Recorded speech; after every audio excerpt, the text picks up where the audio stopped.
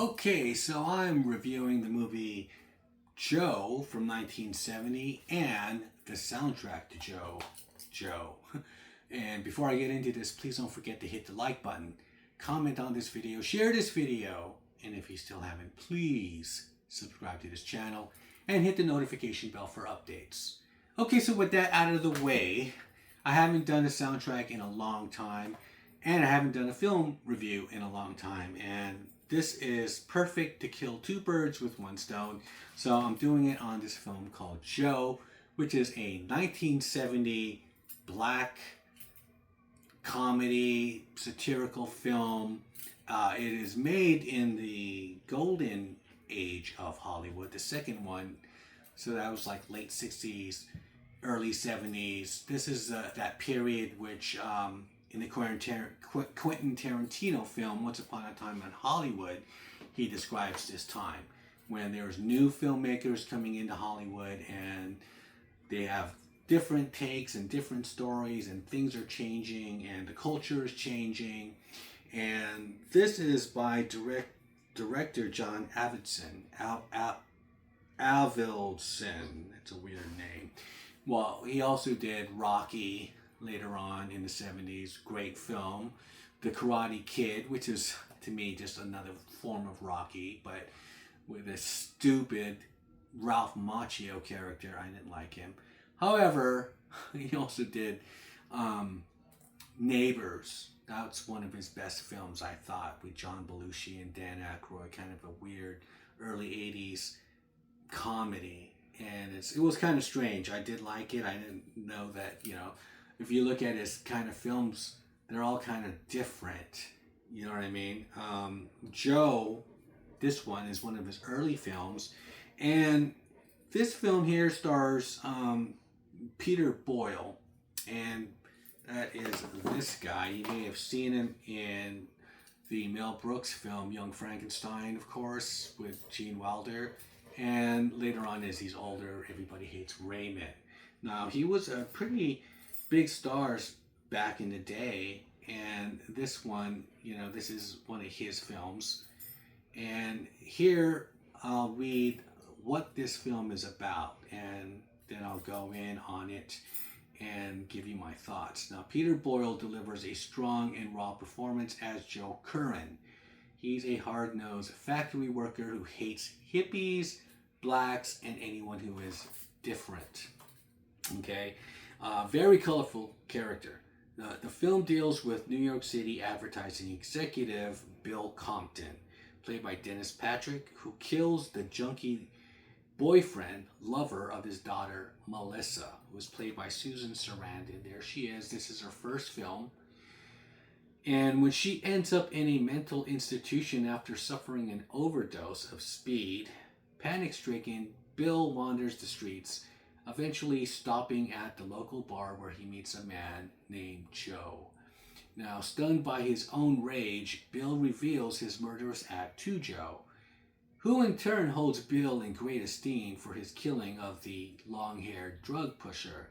And when Melissa escapes from the institution after finding out her father had killed her boyfriend, Bill and Joe comb Greenwich Village to find her, stumbling across a hippie pot party / orgy.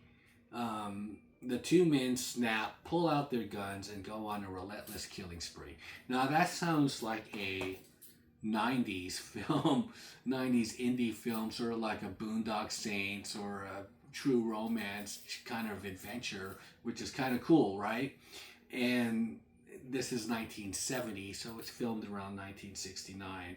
So it's the characters are really colorful as well as Joe. They all kind of mesh together really well, even though they all come from different worlds. Now, Joe is introduced in the film like 30 minutes into it. He comes in. So you really get the backstory of everything that happened with Bill, who is an executive, advertising exec, and so he is, makes a lot of money, and his daughter comes from money, of course, and so she is just slumming it with this junkie boyfriend because he got her all strung out on heroin, and so he um, sells it and sells drugs, and so he's real shitty.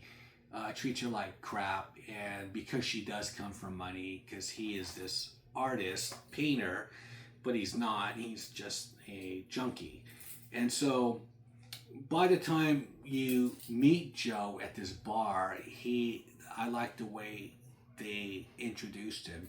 He's at this bar drunk. It's probably his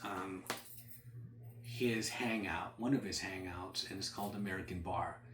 And so Joe and Bill, however, are veterans. They did fight in World War II, so they're from that generation. And here's this new generation of hippies, which Joe is not really fond of, and it's not really fond of how the country is turning out. So when we first see him, the first thing that he is ranting and raving about are black people who are just on the welfare state, making babies, and he's working hard, and his tax money is going to these people, and it's just ridiculous for him, and the fact that he can't put his kids into college because they're giving it to the blacks, and so he is angry on so many different levels, and he is misogynist. He's also anti-Semitic. He has something to say about every other race, and even kind of rich people as well. So Bill and him, they do come from different sides of the fence, but however, this killing kind of makes Joe see him as different. And Bill, on the other hand, does like Joe. I mean, it becomes a buddy film, and of people who wouldn't normally mix. And they usually would do films like this in the early 70s. They always had these weird kind of buddy movies where two different types of people and their worlds collide, or they come together, like what was that one movie, Harold and Maude, right, where you had the rich kid, depressed, and he meets the old lady, hippie, kind of carefree Ruth Gordon, and they hit it off, and they have this relationship, and they both learn from each other, kind of different things. Same thing is here, and the thing about it, though, is at first, Bill feels that Joe is going to blackmail him because he knows, right? But however, he's not. He's really intrigued by Bill because he would sit in the bar and just talk about killing hippies when he actually did it, and he says that to him because, well, that's how it comes about. He gets pissed off because he's trying to find some music in the jukebox, and they fucked up the jukebox, they fucked up the music because the culture is changing, and he's all, I want to kill one of these fucking hippies, and he's all, I did. So when it comes down to like them trying to get find the daughter and everything, and so they're in this together, and it's paced really well. It may start off kind of slow before Joe gets there, because you invest all this time in this couple who are not really, they're not really characters that you care about, Susan Sarandon and the junkie boyfriend. However, when Joe does come in the film, it does bring some sort of lighthearted humor to it. The things that he says, they're very colorful. His philosophy, and Bill is really intrigued by Joe as well. He feels that he calls him refreshing to his wife because he kind of just shoots from the hip and just says what's on his mind. And his world of just being stuffy in an office and where people meet and drink and act like fools, and you know what I mean, it's just like everybody's somewhat the same in Bill's world. They're not really interesting people. They're just ladder climbers, and they're just people worried about their career, and they just like to talk about their career and money, it seems like, because Bill will take him to his bar because they're kind of going bar hopping, and then Bill is like, you want to see where my animals hang out, and they're not, you know what I mean? It's just, so they're kind of, sharing each other's worlds, and they do form this bond, and it's really cool. That's one of the things that I liked about the film. And so by the time they get to the hippies and everything, and looking for the daughter and everything, and the hippies at first think they're narcs, but they're not, because one of them says, no, a narc would have long hair and try to fit in, and these guys aren't. They're in the areas where she would hang out, though the daughter would hang out, and they kind of get caught up in this hippie orgy. And the character of Bill is kind of complex as well. I mean, he does have a stuck up kind of snooty wife who treats him really cold, and he seems to be attracted to this one younger hippie girl, and they're just lost, these girls. This is where you could see where hookup culture kind of started, because they'll just sleep with anybody, and he wants to see her again, and she's like, no, I'm good, you know what I mean? And he's just like, what? Because that's not where he's from growing up. These girls are just running around naked and shit, and that kind of just like would be, that's why this film would work today if it was remade. I think it could be with the things that are going on now. You have these OnlyFans girls, right, who just sleep with anybody, and this is where it all started from, these boomer girls, right? Their grandmothers, their great grandmothers, right there. That's where it all started from. Just like, but at least the girls with OnlyFans are getting paid, and not that matters, but they're soulless, and just like these girls, they are lost. So they end up in a commune, and of course, and then the big reveal is that while they're going on this shooting spree, which is what it says, the daughter is caught up in all this. And the thing about it is, I like the fact that Joe, his character, is kind of complex too, and when he just kind of, when they say he snaps, it's just all this rage that has been built up, and he's just like, he's had enough, kind of. You could tell.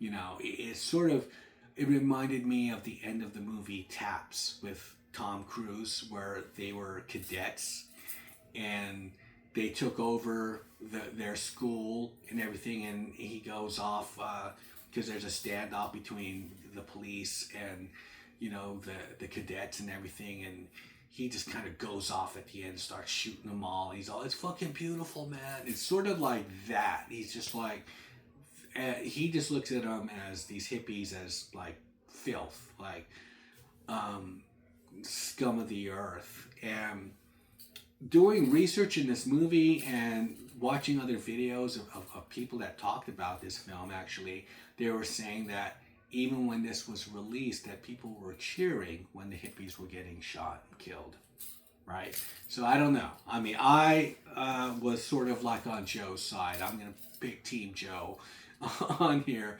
I felt like the hippies that were in this film, they were really depicted as just scum of the earth.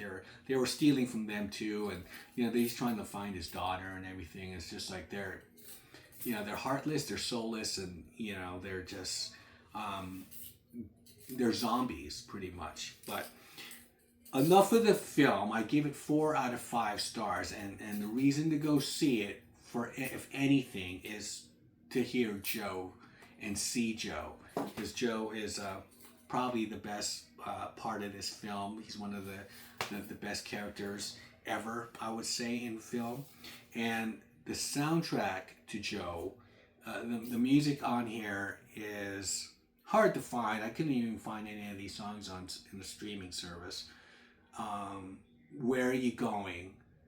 That is like the song for this generation of losers, these boomer kids who are just on heroin, and it's played in the background while, the guy shooting up and everything. Is like, where are you going? This is a lost generation. This generation is just fucked pretty much, and it's very heartfelt.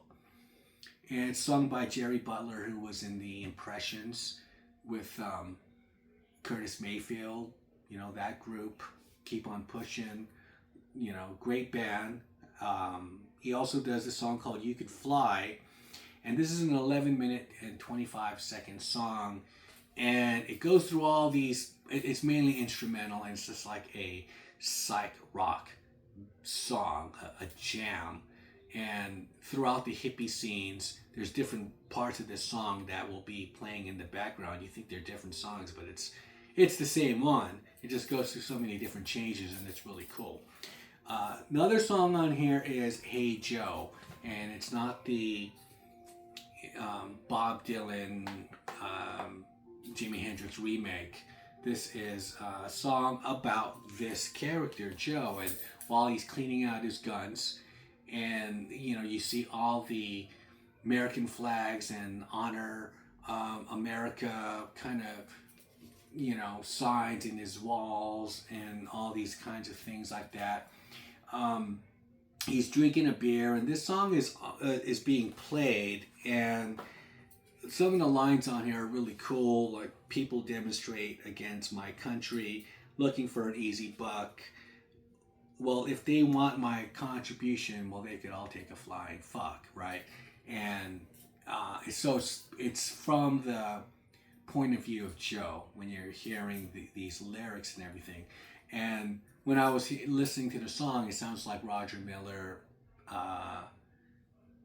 King of the Road meets Country Joe and the Fish. There's some humor in it, and the one thing about it though is, yes, you can hear the bad words in the film, but in the soundtrack they beep out fuck and they beep out ass, because that's one of the words that was said in this song. So I don't get that. That's a disappointing thing, but the song is cool.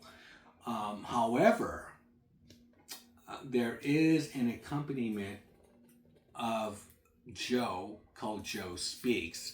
It's a different record, and it's dialogue from the film, because like I said, his monologues and the things that he says are really funny, and they don't beep any of that out, but they beep out the song Hey Joe, which sucks. But you could get the record as well if you find it. They're out of print, of Joe and Joe Speaks, and you could hear all his colorful language and all his thoughts on Japanese people, women, everything, misogyny, whatever, whichever's going on through Joe's mind. So what else is on here? Send the hippies to hell, right? There's some good instrumental music on here. And at the end, where are you going? There, because at the end of the film, it's not a total bloodbath, but you're kind of, I don't know. For me, I was kind of cheering for Joe, and the hippies, which Gen X people like myself would say fucked everything up. So I think Joe's just pretty much had enough, like I said. So I'm gonna give this film 4 stars out of 5, and the soundtrack is really good. If you could find it, or even just look it up on YouTube and listen to some of these songs, they're really interesting. And hopefully this could be a new golden age with what's going on now with films. Hopefully, because there are some interesting new filmmakers making pretty cool films, and they could get away from all this kind of DEI, kind of the more mainstream films of kind of wokeness. I mean, I think the whole thing with Snow White just being the biggest box office failure is a great thing, and hopefully people that are filmmakers now could discover a film like Joe and start making films with interesting characters and not care about political correctness and have some great dialogue and great characters and great stories. And so with that, I'll shut up and I'll see you guys on the next one. Bye.